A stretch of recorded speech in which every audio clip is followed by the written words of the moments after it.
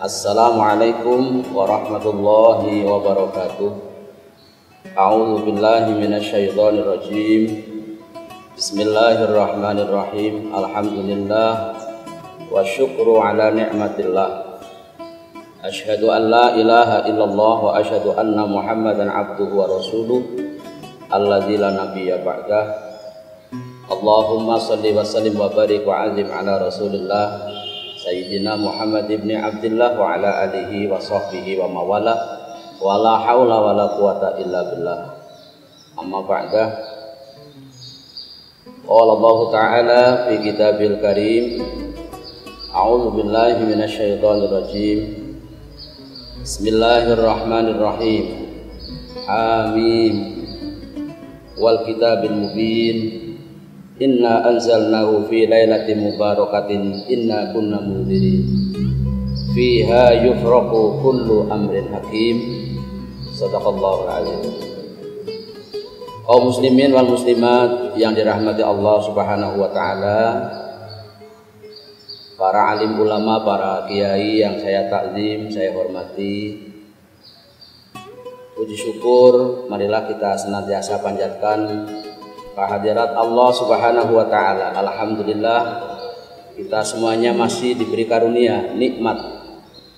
Salah satu nikmat yang luar biasa, kita diberi kesempatan oleh Allah Subhanahu wa taala berjumpa kembali dengan bulan yang penuh dengan rahmah, bulan yang penuh dengan barokah, bulan yang penuh dengan ampunan Allah Subhanahu wa taala, yaitu bulan suci Ramadan.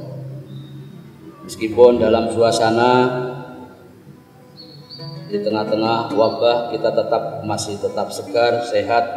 Semoga Allah Subhanahu wa taala senantiasa memberikan kekuatan lahir batin sampai akhir Ramadan kita tetap bisa melaksanakan siam Ramadan, qiyam Ramadan meskipun di rumahnya masing-masing. Dan semoga pula Allah Subhanahu wa taala mengangkat wabah ini dari bumi Indonesia tercinta, khususnya dunia pada umumnya. Amin ya rabbal alamin. Salawat salam semoga senantiasa tercurah pada junjungan kita Nabi Agung Muhammad sallallahu alaihi wasallam, keluarga juga sahabatnya, sampai kepada kita semua para umatnya. Kaum muslimin wal muslimat rahimakumullah, adalah suatu peristiwa yang luar biasa yang tidak pernah terjadi pada bulan-bulan selain pada bulan suci Ramadan. Bulan suci Ramadan, bulan diturunkannya Al-Quran. Peristiwa temurunnya Al-Quran, turunnya Al-Quran dari Lauh Mahfuz ke bumi, ke langit dunia, terjadi pada malam Lailatul Qadar. Maka perlu kita ketahui, meskipun banyak para ulama yang berbeda pendapat, berselisih bahwa Lailatul Qadar itu terjadi hanya pada masa Rasulullah saja. Akan tetapi Imam Syafi'i rahimahullah juga diikuti oleh para imam-imam mujtahid yang lain meyakini bahwa Lailatul Qadar ada ulangannya setiap tahun, dan itu terjadi pada bulan suci Ramadan. Ada yang mengatakan di awal Ramadan, ada yang mengatakan di akhir Ramadan, bahkan ada juga ulama yang mengkultus bahwa Lailatul Qadar itu turun pada tanggal 27 Ramadan. Akan tetapi perlu kita ketahui bahwa Lailatul Qadar itu adalah gaib yang harus kita yakini, dan kita tidak tahu kapan itu Lailatul Qadar diturunkan oleh Allah Subhanahu wa taala. Karena pada peristiwa itu sebagaimana diterangkan di dalam Al-Qur'an surat Ad-Dukhan ayat pertama sampai ayat yang keempat. Amin. Wal kitabil mubin. Inna anzalnahu fi lailatin mubarakah. Inna kunna munzirin fiha yufraqu kullu amrin hakim. Hamim wada'lam bimuradi, demi kitab yang menjelaskan, dan kami telah menurunkannya pada malam yang penuh dengan barokah. Inna kunna mudhirin, adalah kami juga yang memberikan peringatan. Di dalamnya dijelaskan seluruh urusan-urusan yang penuh dengan hikmah. Kaum muslimin rahimakumullah, Lailatul Qadar tidak ada yang mengetahui kapan datangnya, cuman ada beberapa penjelasan. Tanda-tanda Lailatul Qadar itu diturunkan. Yang pertama diriwayatkan oleh Syekh Ibrahim Al-Bajuri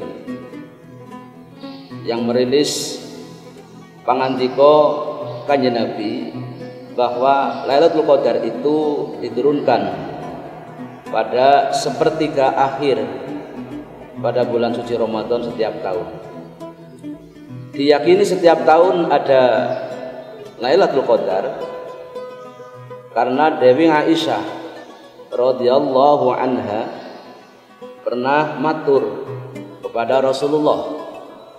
Bagaimana Dewi Aisyah matur dengan suaminya, dengan Rasulullah? Ya Rasulullah, in alimtu Lailatul Qadri ma aqulu fiha. Wahai Rasul Allah, seandainya saya mengetahui bertepatan dengan Lailatul Qadar, apa yang saya baca di dalam Lailatul Qadar itu? Dari penjelasan ini,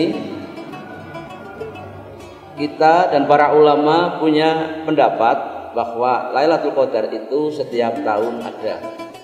Mestinya kalau Lailatul Qadar setiap tahun tidak ada, Dewi Aisyah istri Rasulullah tidak akan pernah bertanya kepada suaminya, in alimtu Lailatul Qadri ma aqulu fiha. Seandainya aku tahu bertepatan dengan Lailatul Qadar, apa yang harus saya baca? Qala quli Allahumma innaka afuwwun karim tuhibbul afwa wa'fu anna. Wahai Aisyah, ketika kamu bertemu dengan Lailatul Qadar, ketika kamu berpapasan dengan Lailatul Qadar, maka bacalah doa Allahumma innaka afuwwun karim tuhibbul afwa wa'fu anna. Bacalah doa itu sebanyak-banyaknya ketika bertemu dengan Lailatul Qadar. Ini yang pertama.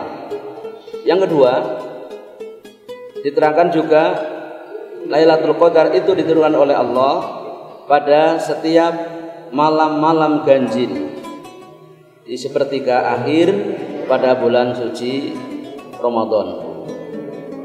Rasulullah pernah mengingatkan, ijtahidu fis sulusil awakhir min Ramadan. Hendaknya kamu lebih meningkatkan ibadah kamu, lebih meningkat ngibadai ketika sudah memasuki sepertiga akhir di bulan suci Ramadan, karena di sana kita bisa saja bertemu dengan Lailatul Qadar. Yang ketiga, waktu. Lailatul Qadar itu ada yang menjelaskan bahwa ketika turun Lailatul Qadar, bertepatan dengan Lailatul Qadar, malam tidak panas, suasana tidak panas, juga suasana tidak dingin. Bintangnya redup, cahayanya juga tidak ada, tidak hujan, juga tidak gerimis dan sebagainya, dan pagi harinya sinar matahari dalam keadaan redup. Itu sebagian tanda. Tapi bukan berarti kita beribadah semangat hanya tanggal ganjil-ganjil saja. Sementara di tanggal-tanggal yang genep kita malas-malasan. Ya enggak. Karena apa? Karena Lailatul Qadar ini adalah urusan Allah Subhanahu wa taala, dan tiada satupun manusia yang diberitahu oleh Allah Subhanahu wa taala. Jadi ini bersifat gaib dan kita tidak tahu.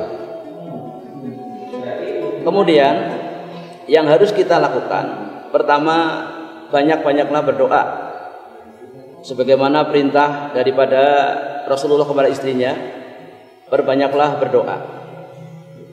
Karena malam ini malam yang luar biasa, malam yang istimewa. Tidak ada doa yang tidak ditolak oleh Allah Subhanahu wa taala. Yang kedua, perbanyak membaca Al-Qur'an. Karena dengan membaca Al-Qur'an insyaallah hati kita akan menjadi jernih, pikiran kita akan menjadi terang karena barokah daripada Al-Qur'an yang kita baca. Juga Al-Qur'an sebagai juru salamah kita kelak di yaumil qiyamah.